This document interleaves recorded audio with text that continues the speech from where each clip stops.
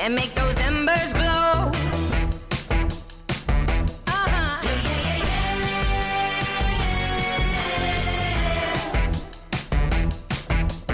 I'm on my way, and I don't skip a beat. I can't help it, I've got happy feet.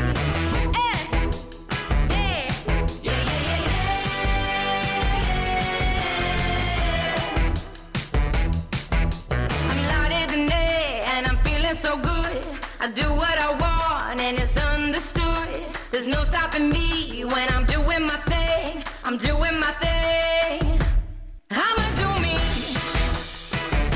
You know what I mean. I'm on fire.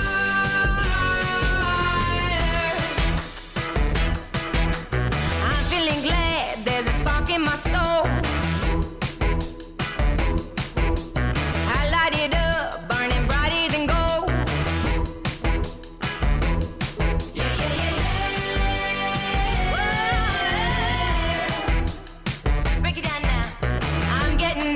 Feel my heart go zing. I'm clapping my hands and I'm pulling these strings. No stopping me when I'm doing my thing. I'm doing my thing. I'ma do me. I'ma do me. You know what I mean. You know what I mean. I'm on fire. Yes, I am. I'ma do me. I'ma do me. You know what I mean. You know what I mean. I'm on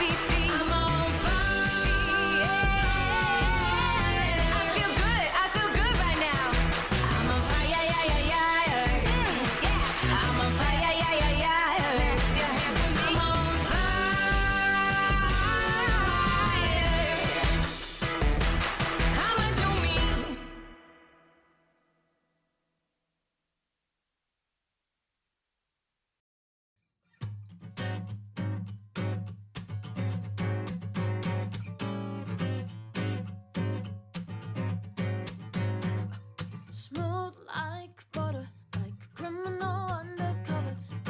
Pop like trouble, breaking into your heart like that. Crochet stunner, yeah, owe it all to my mother.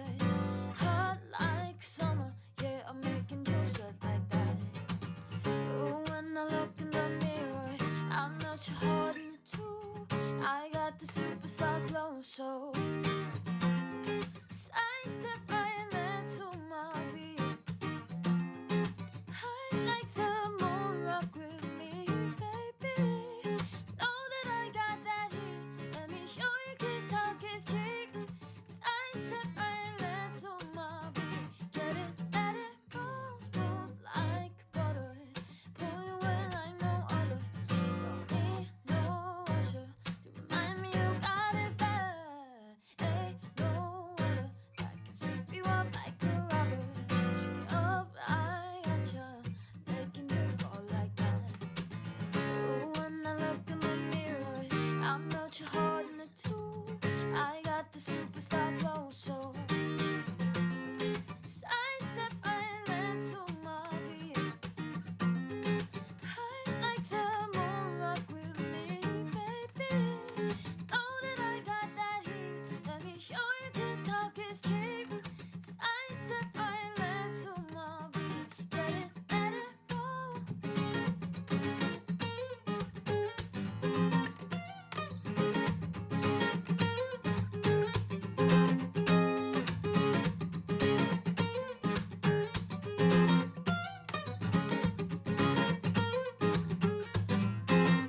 Smooth like crochet, you know we don't stop. Hot like ain't no, you'll be like, oh my god. We gon' make it rock and you say, we gon' make it dance and you say, yeah. Hotter, sweeter, cooler, butter. Get it, let it roll.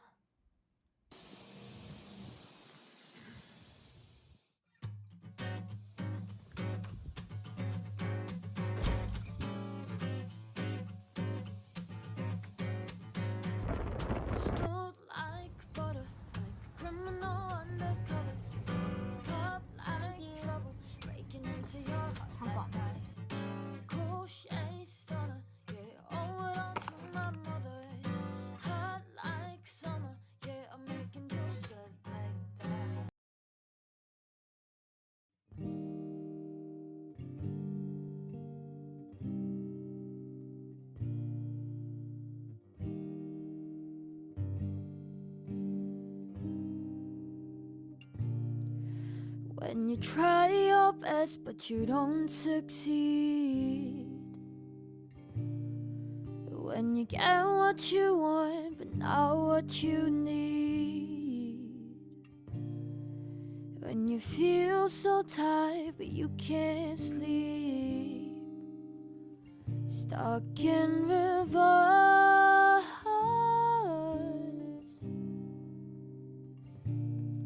And the tears come streaming down your face. When you lose something you can't replace. When you love someone but it goes to waste. Could it be worse?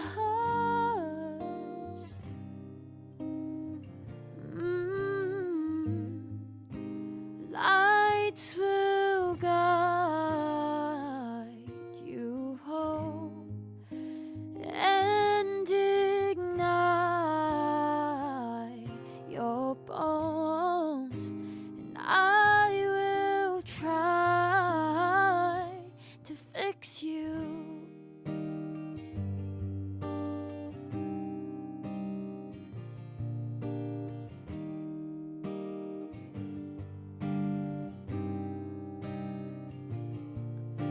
And high up above or down below, when you're too in love to let it go. But if you never try, you'll never know just what you are.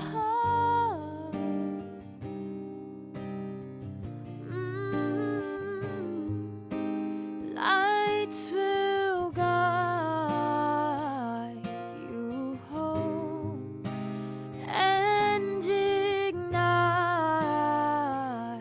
your bones, and I will try to fix you.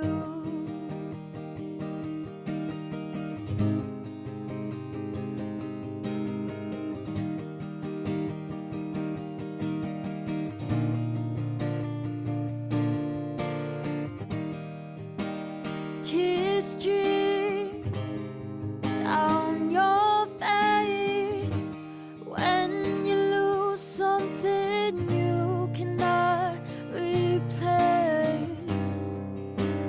Tears stream down your face, and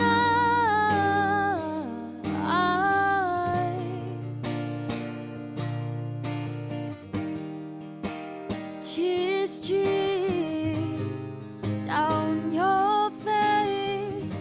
I promise you I will learn from my mistakes. Tears stream down your face, and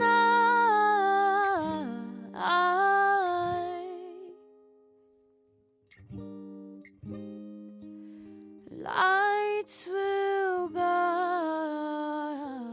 you home and ignite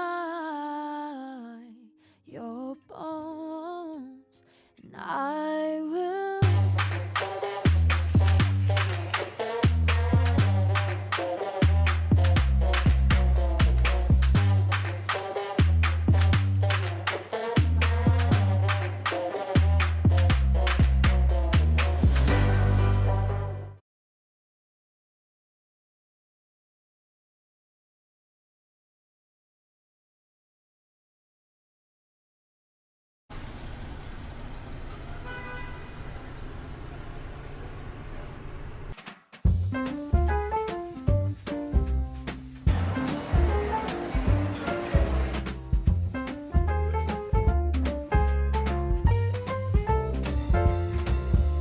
Wake up, honey, I made you breakfast. Fresh coffee and bagels too. A new day is waiting for us. We got lots of fun stuff to do. Let's go to the zoo and feed the monkeys. I can lend them your baseball cap. Let's make the day a very lot of fun. Growing up is just a trap. Don't it seem like a drag? There's no data working out right now. You're not converting that. Like putting all of your joy in a big brown bag. I won't listen to any of that jazz. No, I'll never grow up. I'll never grow up. Growing up is just a big fat trap. I take pride in never working a day. Can't see the use of it anyway. Who can think I'm such a load of crap? Growing up is just a trap.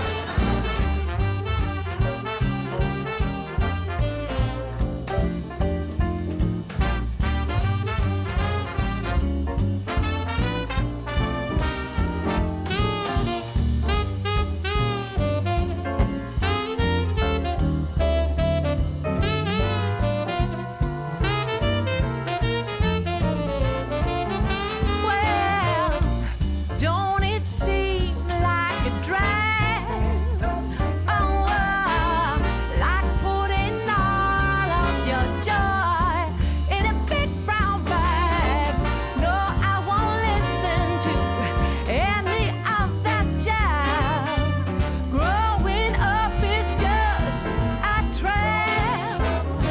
Oh yeah, well, growing up is just a trap. Growing up is just a trap.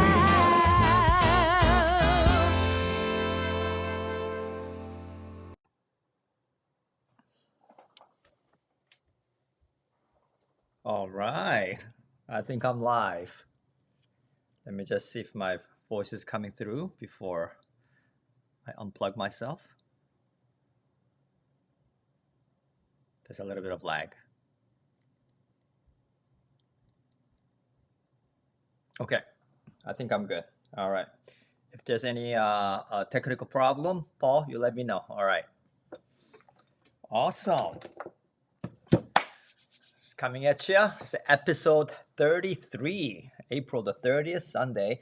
I apologize. I was going to do this last night, but then I totally forgot about me promising my boys that I'm going to take them to Super Mario, the movie. My boys are 22-year-old and a 20-year-old, 22 and 20. I got two boys, as you guys know. Matthew and Nathan, they're in their university, and I have my 6-year-old daughter.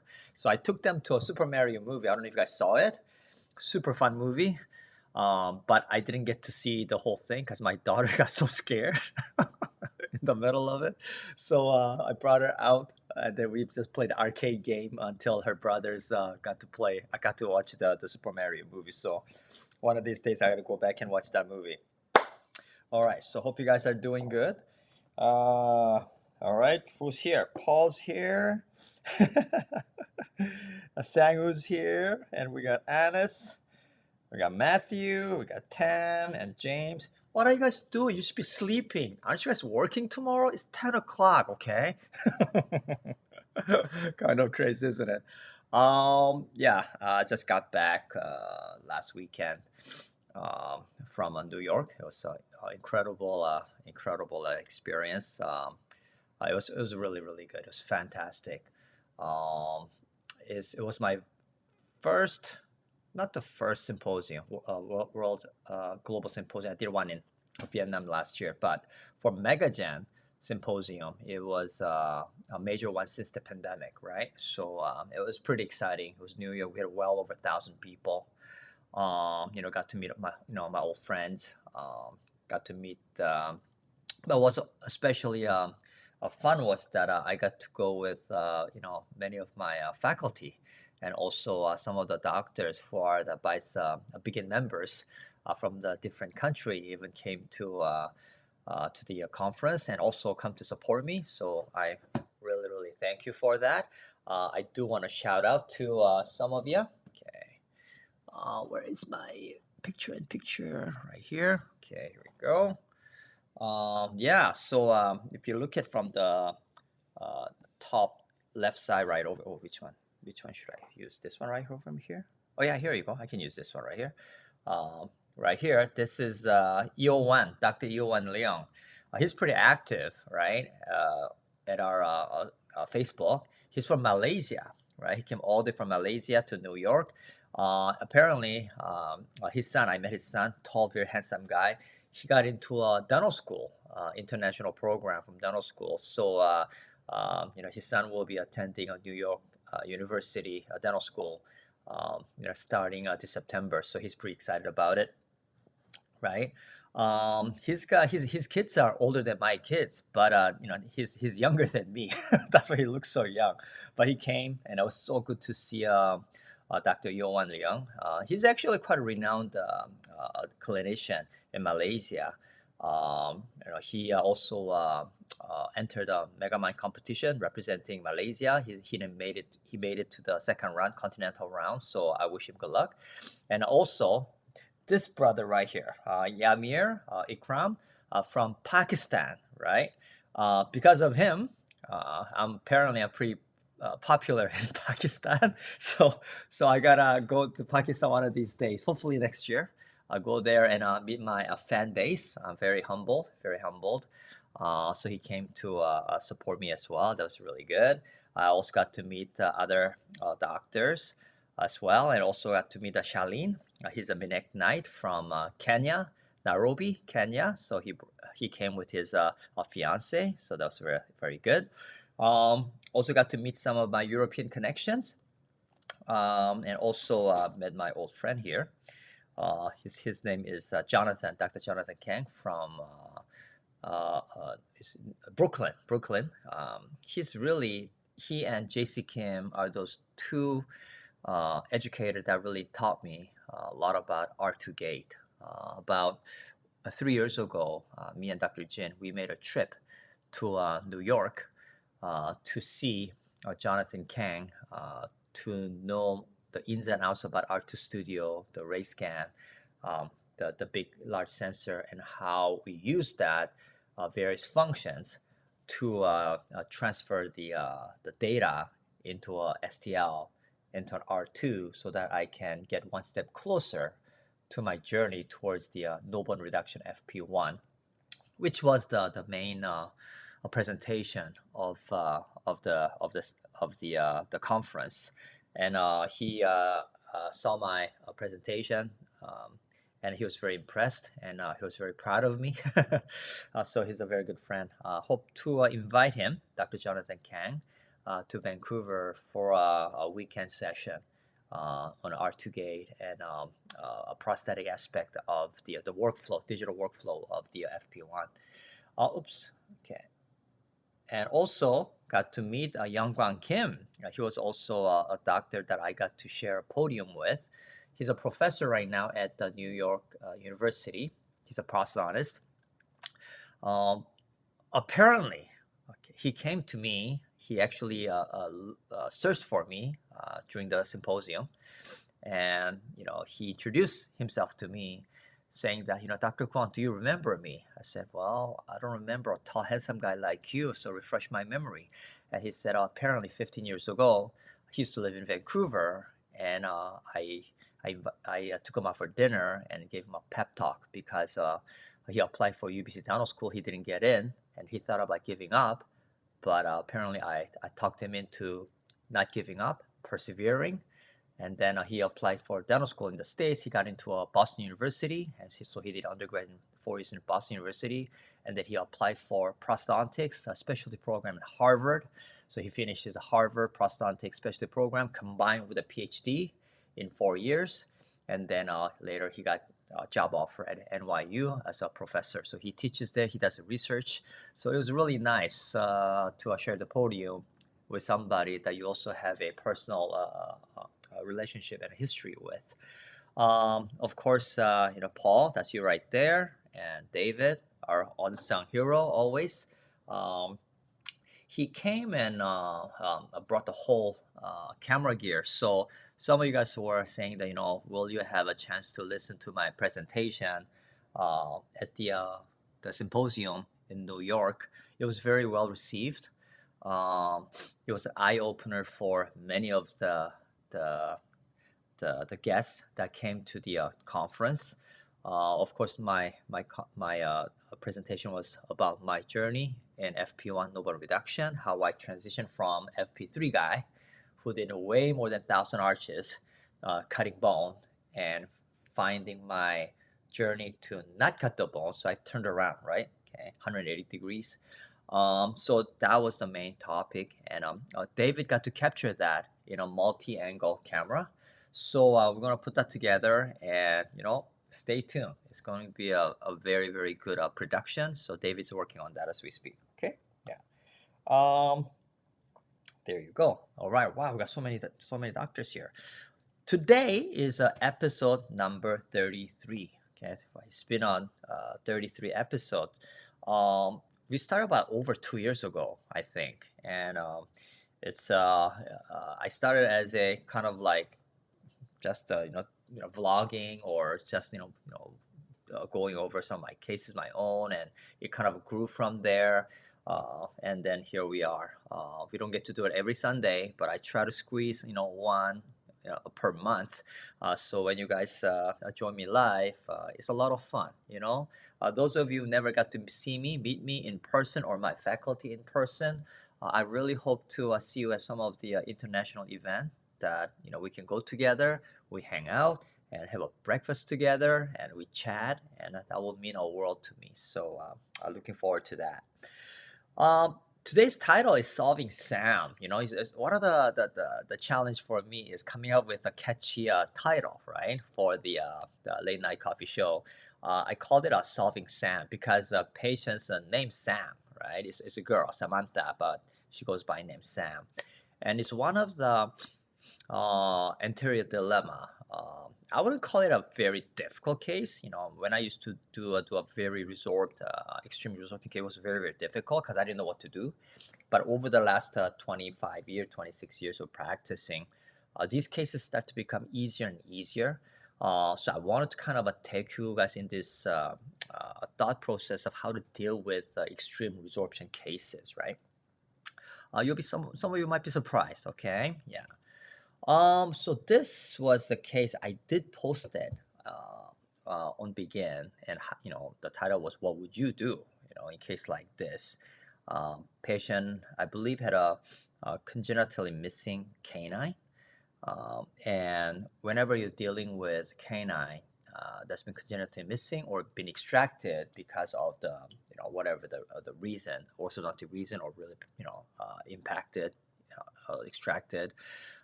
You end up with very, very, very minimally extremely minimal ridge remaining, right? And as you can see, some of it, buccal resorption has occurred. And let's look at the case together, because this case was referred to me from far away. It wasn't local. It was from Prince George. Those of you who don't know the Canadian geography, I live in Vancouver, and PG, Prince George, is about 7-8 hour drive or maybe more. It's a long distance. So this patient actually flew in. Flying distance is about 2 hour and a half or so with a local airplane. So I do get often enough a referral from out of the town, and it's flattering to get referred from far away, but I prefer not to, because that's added pressure for me, right? Okay, added pressure for me to perform, make sure that nothing goes wrong. And if something goes wrong, locally, I can have the patient come in and, see them, give them whatever emergency procedure I need to do. Dr. Jin is always there if I'm not here. So when a patient's far away, it's not that easy, right? So this was one of this case. So that was number one dilemma. Number two was this patient is young. She's a young girl, and there's always this aesthetic demand, right? Okay, that we know. And also, thirdly, this was the catch, right? She already gone through surgery twice on this case. There was a previous surgeon, a few years ago, attempted a bone graft, which didn't work out, and then they did a bone graft again, and then it failed again, right? So I'm the third guy, right? I'm the third guy. So, third time's the charm. I'm not so sure, right? Because, if the oral surgeons try to GBR and they don't work out, what makes makes it that whatever I'm going to do is going to be any better, right? So that's also things too, right? So whenever I'm dealing with cases like this here, I try to what I call under promise and hopefully over deliver. That's what I hope to do. And patient at this point after a consultation, she's just tired of wearing this flipper, and she's aware of, so you can see that a little bit of diastema, but she's not going to go through ortho again. She's tired of it. She just want to have some teeth there so that she can go on with her life. And luckily, her smile line is not very high. Okay, so that's kind of a bonus. But still, young girls, young ladies, we do have to put high aesthetics need as a priority, right? So this is a photo that we've taken here. A little bit of a buccal bone loss here, a little bit of a vertical bone losses. And as you can see clearly the scar tissues right over here. And from here, we know that they tried to attempt a vertical incision, probably a flap, some sort of a sausage GBR. They probably tried to do that. Unfortunately, it did not work. Okay, so what can I do for this case, right? So that's the thing, right? And also another thing that you want to note here is that when a patient's been missing teeth for a long time, despite wearing the flipper, there's going to be a bit of a super eruption of the lower. So during the consultation, one of the things that I always tell the patient is that even with the best effort, the tooth is not going to meet the gum line properly. Usually it's going to be a little bit longer, okay, a little bit longer. And also I need the patient's permission to reduce what we call enameloplasty of the lower canines, okay? Yeah, it's better to have that permission before the surgery and before the prosthetic phase rather than trying to explain that during the impression stage, right, later on. So, that's one of those things, right? Okay. And when you have a scar tissue like this, when you're attempting a bone grafting, it just gets harder and harder. They just don't heal as well, right? Bone augmentation works the best when you try it for the first time, right? So that's hey, Kwan Kim, you're from Toronto. Kwan, shouldn't you be sleeping? Okay, that's like past midnight. Good to see you. So what did I do? So let's look at it. So this case goes way back to August, right? August of 2022.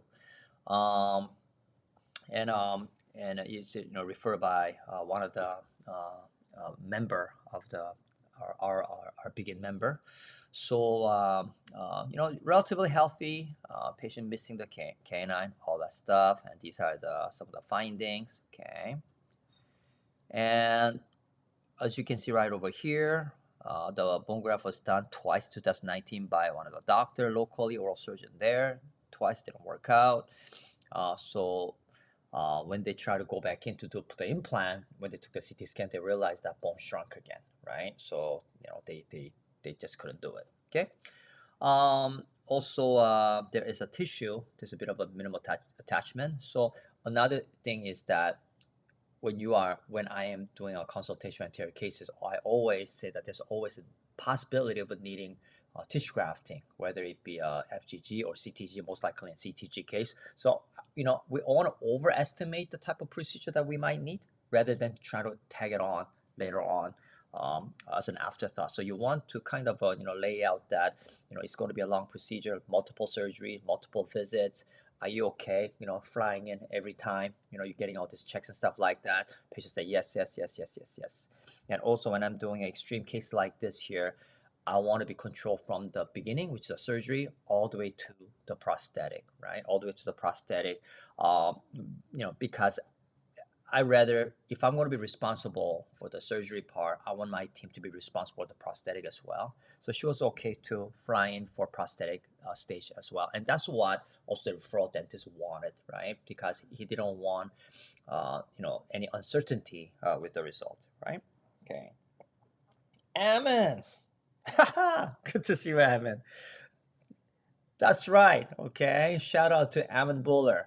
One of my a student from early 2000, one of my early class, and He's actually quite a renowned implantologist in the States now, and he's also teaching many of the students as well. So it was also very, very good to see Amin at the magazine conference. What are the chances? You know, we started from Nobel because I was teaching Nobel way back then, and to see so many of these doctors, you know, later on somehow, for whatever the reason, end up using MegaGen and, you know, coming to a magazine conference. So it's fantastic.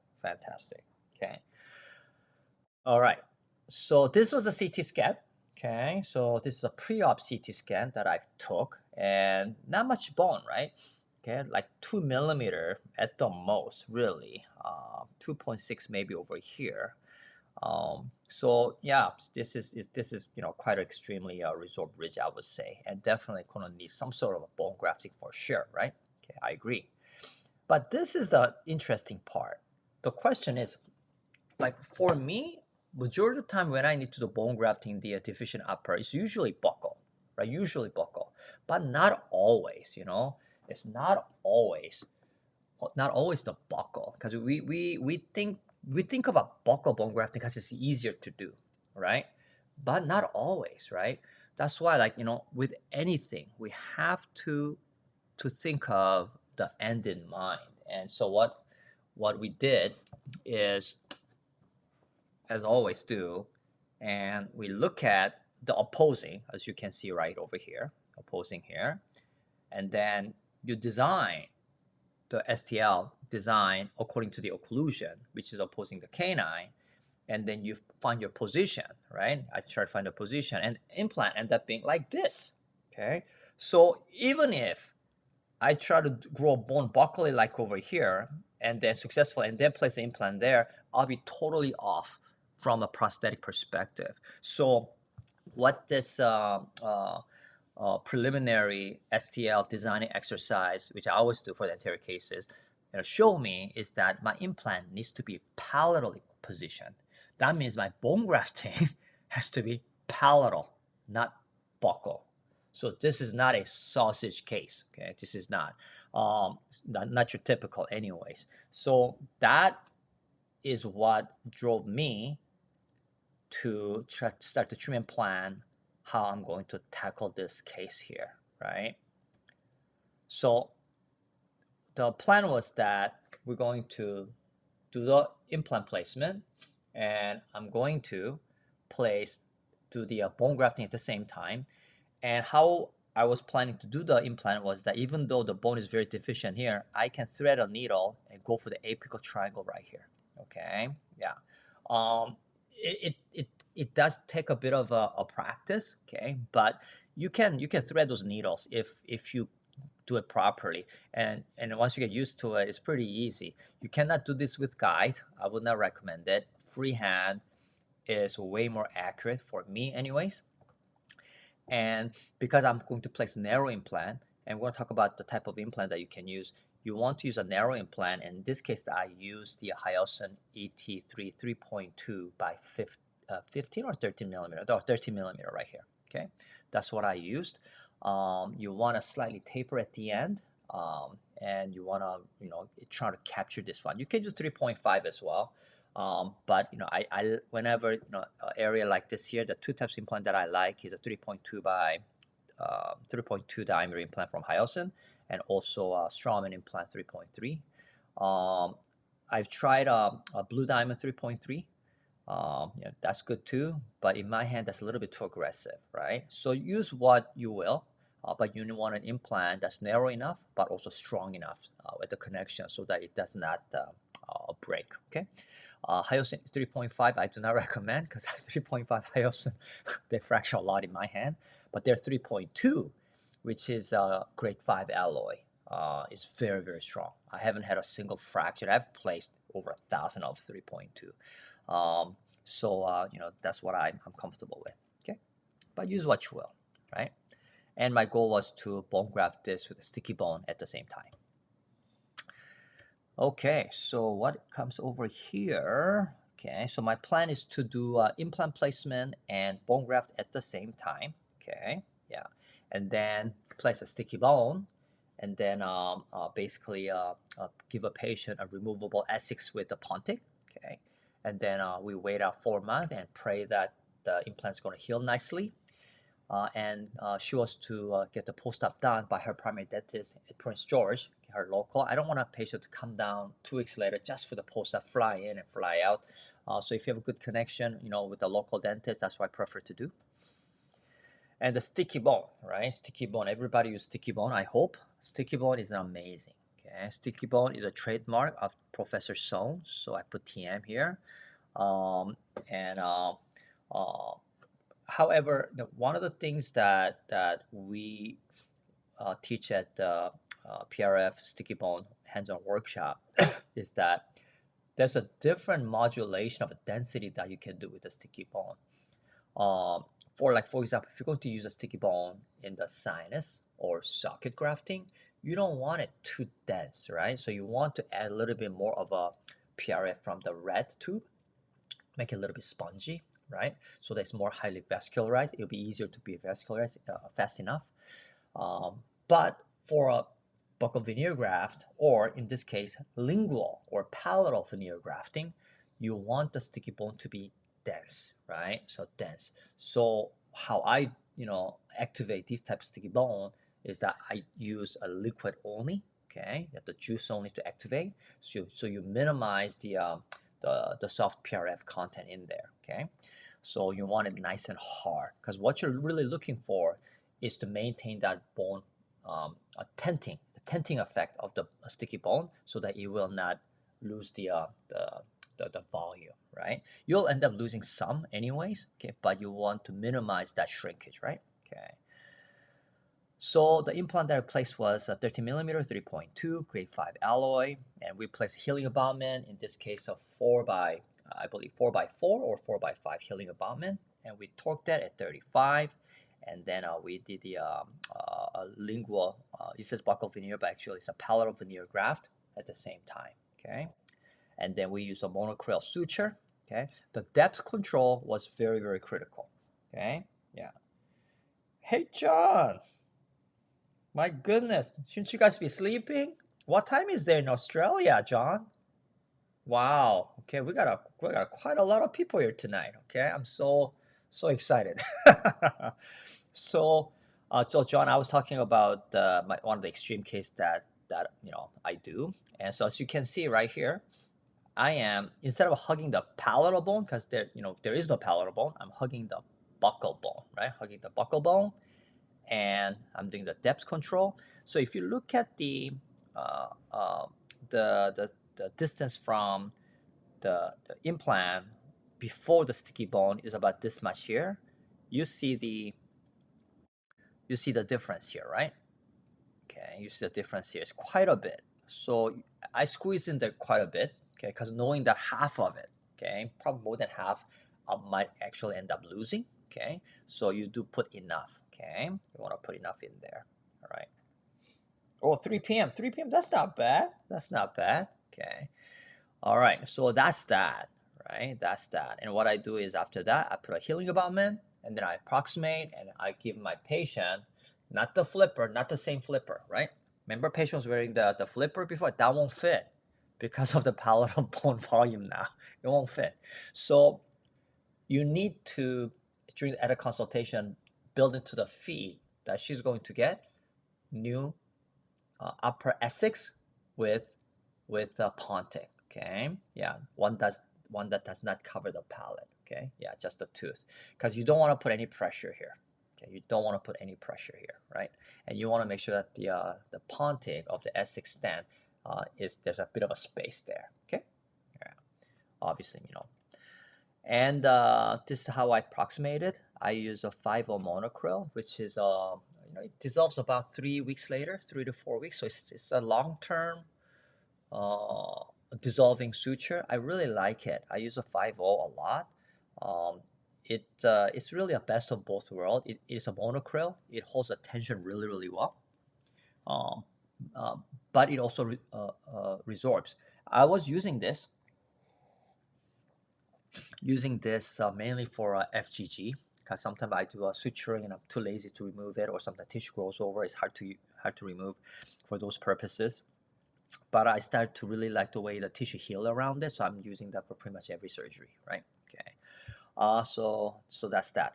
The reason I like to use healing abutment at least 4 or 5 millimeter is that if you can fit in a 4x5 or 4x4 and have the healing abutment go in passively, that means that the final prosthetics or later on temporary prosthetic, the emergence profile is going to be just right.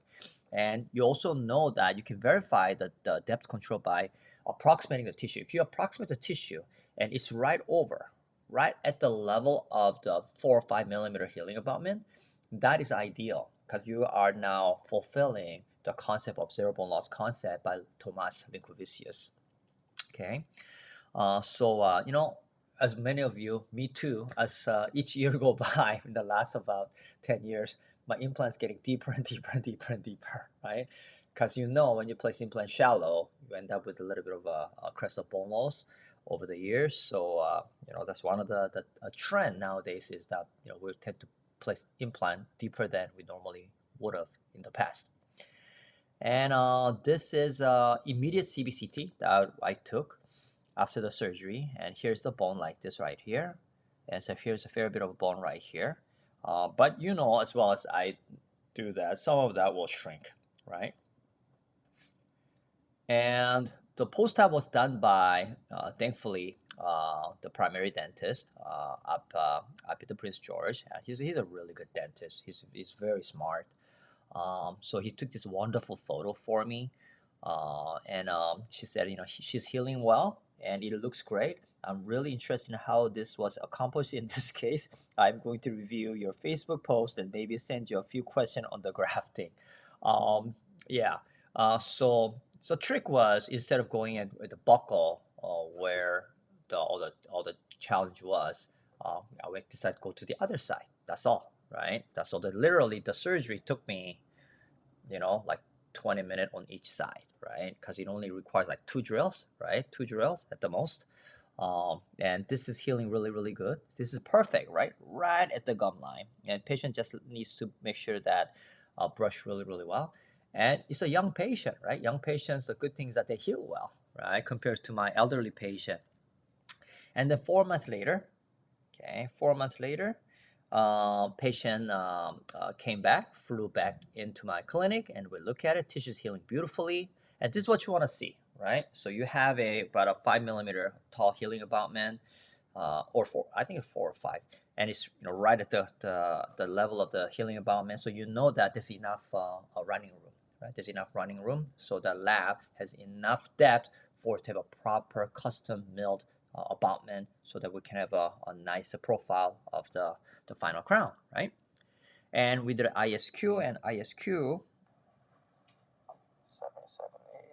77 to 80 ISQ, okay? So which is good. That's what you want, right? Okay, so any number over 70 is good. Over in the high 70 is pretty solid. It's pretty solid.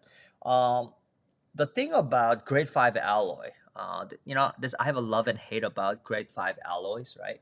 Grade 5 alloys are, one thing I like about grade 5 alloys is that they're very strong. They rarely ever fracture. That's why like BioHorizon implant, they are like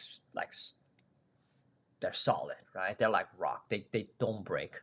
But because they're grade 5 alloy, you cannot put the type of advanced surface treatment like Megagen or Strawman, where it's acid etch, sandblasting and acid etching, because grade 5 alloy have a vanadium, okay, which is a known toxicity. So when you acid etch it, that a toxin, it comes out to the surface, and that might have an adverse reaction to the bone. So, you know, because of the type of surface coating, they can only really do is a RBM, which is a resorbable blasted media. It's just fancy term for sandblasting. Okay, so that's all they can do to roughen the surface. So their osseointegration strength sometimes is not as high as you would expect on a SLA surfacing, right? But 77 to 80 on this RBM surface, I think that's pretty good. So I'm pretty happy about that. And then what we did was we took impression on that appointment, okay? And then we sent to the lab so that when she comes back a couple weeks later, we can insert the temporary crown, right? So 2 weeks later, we deliver the PMMA crown here. Okay, as you can see, it's blanching. Okay, one of the important thing is when you are when I'm doing inserting a temporary like this from a tiny healing abutment, I freeze the patient. Right? I freeze the patient. I give a little bit of local anesthetic because you're gonna have to push the gum, right, a little bit. You don't want to push too much. You want to adjust the temporary that's been made by the lab. My lab is really good, right? They know what I'm doing, so they try to make it thin as possible. But even then, I still have to polish or adjust as needed by putting in, pulling out, putting in, pulling out, and just so that you get the right emergence profile that you're looking for, right? And once I did it, I put it in. We wait about 30 to an hour. I'm happy. So I did something that I normally don't do. I usually bring the patient back for the final impression, right? With a customized final impression. But in this case, I was very happy with the provisional emergence profile, and I was almost 99%. I knew that this is the right design that I want. So I took that out, okay, one that I polished and adjusted, sent it to the lab. I got them to scan that so that they can use that information as a basis for final crown, right, design. Does that make sense? So on the same day I delivered the temporary, I got my ceramist to actually do the shade, custom shading as well, okay? Yeah, and then once they scanned the temporary, I put it back in the mouth, and then patient goes home, and then patient comes back a few weeks later. Now we are inserting the final crown, right? Okay, so on this part of the slide here, it said this was a temporary, so we scanned it, and then we basically used that emergence profile to build out the abutment and the final crown. So this is a final crown, right? This is a final crown. And what I like to do for anterior cases, because there's not that much enough space, right, for the porcelain, so I get my lab to anodize the abutment. I have to do a custom milled abutment. We have our own milling machine. We anodize it so that when we put the coloring, it looks warmer. Whereas if I don't anodize, it's a silver color, dark color, sometimes it shows through. It's harder to get the color correct, so we did that. Also, what I've also asked the patient to do is that, I asked the patient, when you are coming in for me to deliver the final crown, please don't book anything, like don't go fly right back on the same day. Maybe go the next day, stay, so that if there's any additional color correction that my ceramist to do, she can stay for about an hour or so that my ceramist, Jeff, can do a custom shading, right? So she was okay with that. So we inserted that, okay? Yeah, so we removed these were the temporary, we removed the temporary, and the tissue has formed very nicely. And then we tightened the custom abutment, okay, right? And then we cement it in the mouth, the crown, and then we remove it. So it's SCRC, screw cement retain custom crown. So we remove it, reverse it out, and if you can see right over here, you see that there is the cement, right? The cement under the margin. I polished that up, okay, and then I put this rescrew into the patient's mouth, right? So now this is a final crown. Okay, final crown right here, and tissue is good. Okay, tissue is filled in properly. Okay, the shade matching is with the against the centrals, not the lateral. She's to get the veneers done by her primary dentist. She was overall pretty happy with the shade of it. Okay, yeah. So yeah, she was just happy to have teeth there again, right? So and of course, this is before and after. As you can see, we did enameloplasty, and this is the before, and this is the final, and that's our final insert. And we did a CT scan. Okay, so this is after we put the final in. CT scan over here. We have the buccal bone here, and palatal bone here. Okay, there's some shrinkage that's happened, but there's enough to protect the implant, and that's going to be there for the long term. Okay, And as you can see, I placed a long implant and I was grabbing the floor of the nose, right? Okay, that's how I got the stability that I needed. Okay. So that's how I got to solving Sam. Okay. So that was the today's episode of Solving Sam. Hope you guys enjoy that. I don't know if you have any more questions here. Okay. Some of the things that I wanted to, what I've learned doing this case is, once again, the diagnosis is the key, right? Diagnosis is the key. If I were, in the past, I used to make a lot of mistakes because I was, I want to grow bone and then shoot in an implant and then try to figure out how to the prosthetic afterthought. That's how I got myself to trouble.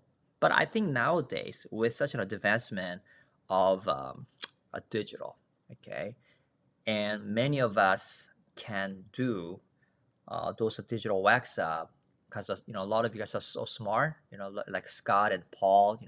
You guys are doing your own digital wax up in the software, and you're printing your own guide and models and things like that. I think a lot of the problem that I used to face is avoidable by doing a digital wax up. Whenever I'm not sure, I bring the patient back for presentation, right? Okay. Because even for me, after 26 years of experience, after having done like 40, 50,000 implants, sometimes I still don't know when I go to consultation room. And then I tell the patient, you know what, I don't think I know the answer. Let's gather records, give me some time to digest it, and then I'll, let's have a presentation appointment so that I can give you some options, right? There's nothing wrong with that. Under promising and over delivering. That's the second part. Very, very important.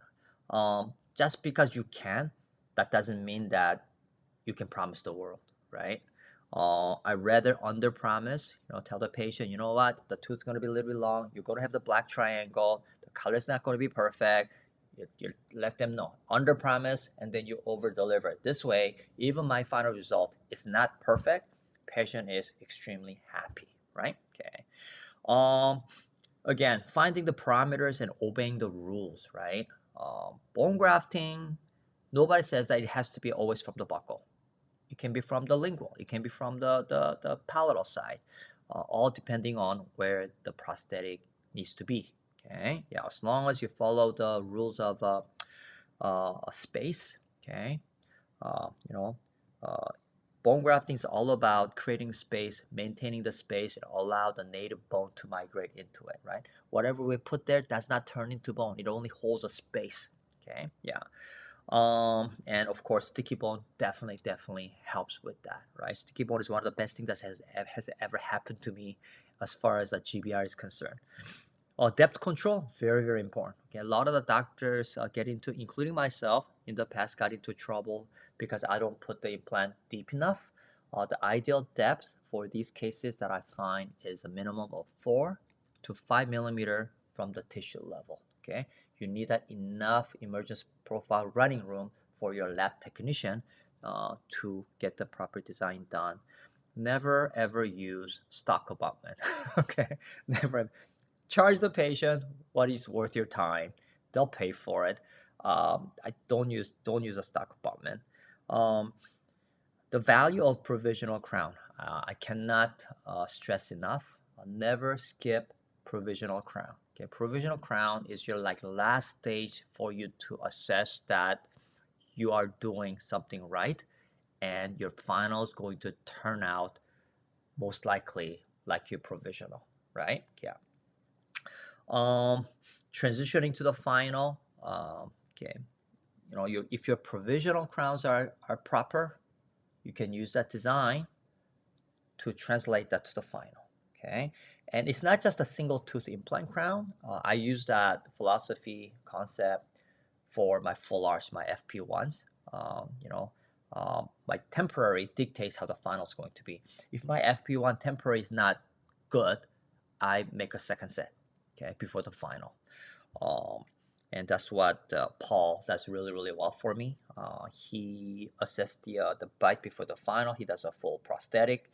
He looks at it, and then he modifies it if the bite is not right or the design is not correct. he will test it out with a 3D printed temporary bridge, make sure that everything is good before you go into the final, right? Yeah. SCRC, whenever you can, that's the design that I like to do so that I can have cemented in the mouth for the most passive fit, but I can also remove it so that I can clean the margin, because what I don't want is a subgingival margin just ruining my work. There's nothing worse than that.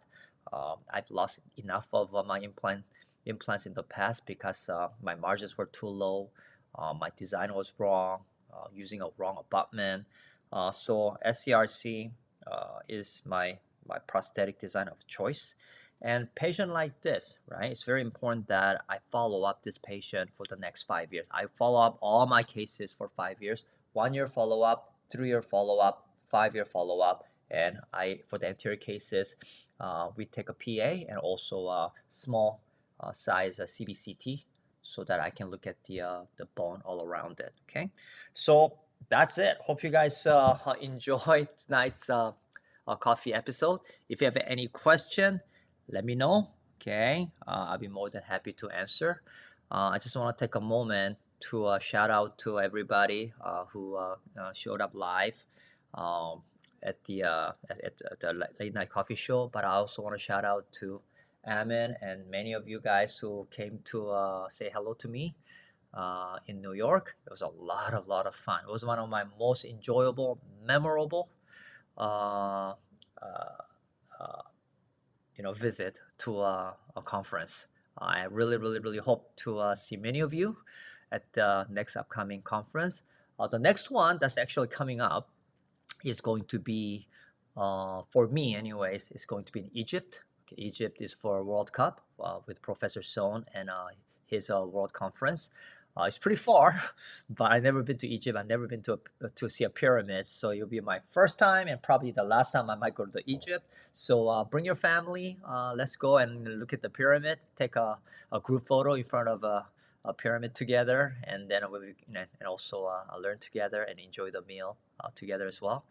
Next year for Magazine Conference is going to be in Rome.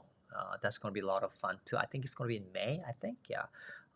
So we can all go there and hang out together as well. Always good to see Begin members, outside the confine of online, right? Online is good, it's fun, but there's nothing like, meeting and hugging each other and giving each other a pat on the shoulder, right? So thank you very much.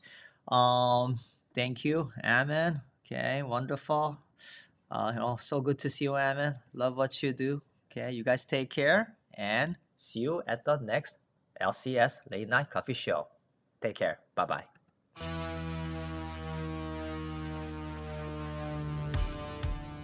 Yes, it is finally here. Bites Institute Advanced Implant Residency. This 10 days of advanced learning is composed of 5 of the most highly sought after hands-on program. 1. Immediate anterior workshop. 2. Immediate molar workshop. 3. Advanced sinus grafting, the lateral window approach. And the 4. Comprehensive soft tissue grafting. And finally, Module 5, Advanced Guided Bone Regeneration. These courses have been massively updated and upgraded. Each course will take you in depth from fundamental philosophy of concepts to breakdown of each of our very own surgical techniques and their clinical applications. These include extensive lecture, hands-on exercises, and live surgery discussions.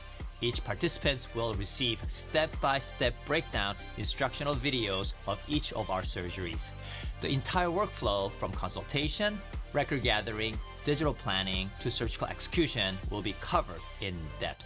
This course is intense. It is designed with one goal in mind, that is to enable you to implement immediate therapy and advanced grafting into your own practices. Seats are limited. See you soon.